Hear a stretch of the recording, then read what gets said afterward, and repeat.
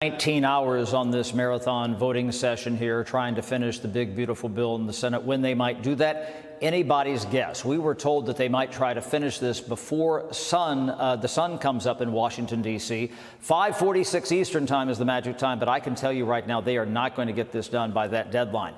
The end is not in sight. They have voted on 28 amendments here in the past bit. Only two things of substance have they considered here. They voted twice against a plan to bar illegal immigrants from receiving Medicaid. You might remember that that was a provision that was stricken from the bill by the Senate parliamentarian, the referee in these matters here.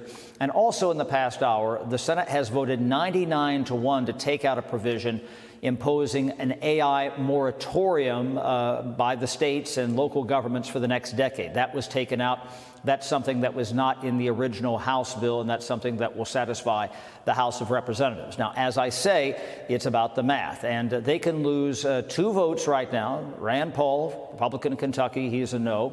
Also Tom Tillis, Republican of North Carolina. If they get to 3 no's, that's fine too, because then they could bring in Vice President Vance and he could break the tie if it's 50-50. You go to 4, then you have a real problem. We are hearing that there might be issues maybe with Susan Collins, Republican of Maine, Lisa Murkowski, Republican of Alaska. There were several provisions that were important to Alaska, which were ruled out again by the parliamentarian in the overnight hours here. I would also keep an eye on Rick Scott. And then even if they get it through the House of Representatives, they have to get it through the House. And this is a very different legislative product than what the House approved back in May, guys. Okay, so Chad, when do you think the Senate vote will take place? And how are things looking? You mentioned Lisa Murkowski, Susan Collins. Could the vice president have to get involved here? Very much so. And I think if they had this pinned down, they would probably try to expedite this and vote. Just the fact that they don't have this pinned down yet, and granted, Democrats, as is their right, they've been slowing this down, making them take all these votes to get people on the record. But if they had this settled, they probably would have taken a vote by now. As I say, they started that vote series, the vote-a-rama, at 9:40 yesterday morning. The record for a vote-a-rama is about 15 hours, and the record for the most number of votes that they processed is 44.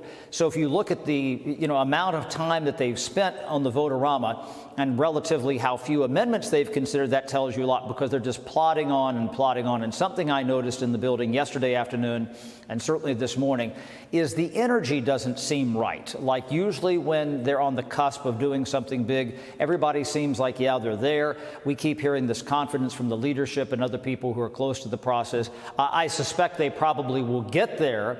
But the fact that they haven't, and the fact that this has taken way longer than they thought. Remember, back on Saturday, we thought they were going to vote at 4 o'clock in the afternoon just to get on the bill. That vote did not start until 7:30 at night. They had to bring Vice President Vance to the Capitol with the idea that they thought he might have to break the tie. He did not, but he had to negotiate with Rick Scott and Ron Johnson, the Republican from Wisconsin, and some others. So every step of the way on this has been really challenging, and it probably will get even more challenging if they get this out of the Senate and get it to the House. House Speaker Mike Johnson yesterday, he was, telling his members, I'm trying to keep this bill as similar to the House product as possible.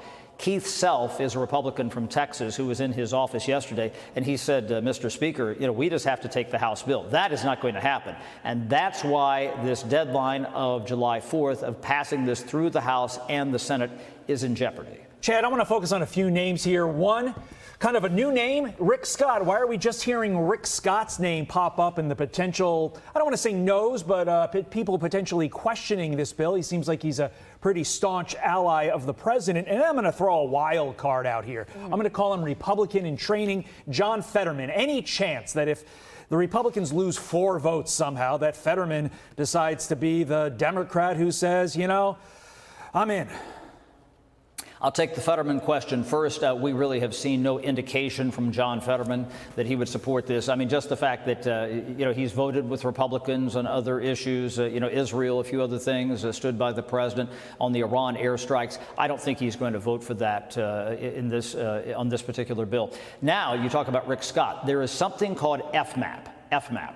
That is the equation that they send to the states from the federal government as to what the state's reimbursement is on Medicaid. That's really in the weeds, and he is trying to maybe change that equation. And if you do so, maybe you lessen the burden on the federal government. Jim Justice, the Republican senator from West Virginia, indicated yesterday that he thought that any more cuts to Medicaid would be a problem. So sometimes you have senators, if they're just able to get a vote on their amendment, they're okay with that. Certainly if they're able to get a vote on their amendment and it passes and they're for it. You have to remember, Todd, that this is an organic process. And sometimes you have senators who say, hey, something got into the bill and that's a sweetener for me. I like it. And then you have other people who say, look, they put that in the bill or my thing did not get in and that's a poison pill and I can't support it. And even if they were to get that in by Rick Scott, that might appeal to some conservatives and it might appeal to the House of Representatives. But what does that do maybe to Susan Collins? You see, you're constantly moving this around. It's like a kaleidoscope. It's changing constantly. And that's why it's hard to pin down. Yeah. Well, they are 19 hours in right now on the Senate floor. The vote will likely happen. The next step will likely happen at some point today. And if the vice president does get involved, 5150, that's called the Van Halen vote, considering the name of the album. And Chad, 5150. That's something that I learned from you yesterday. So thank you for that fun fact. I guess you could call it the Van Hagar vote because by that point in their discography, you know, they were on to Sammy Hagar and David Lee Roth. He had been ruled out by the parliamentarian, perhaps. That's a good point. The name needs to officially change. Chad, you raise a good question. Good point there. We have to jump now. I like it. Chad Pergram live for us, as always on Capitol Hill. Yes. We appreciate it.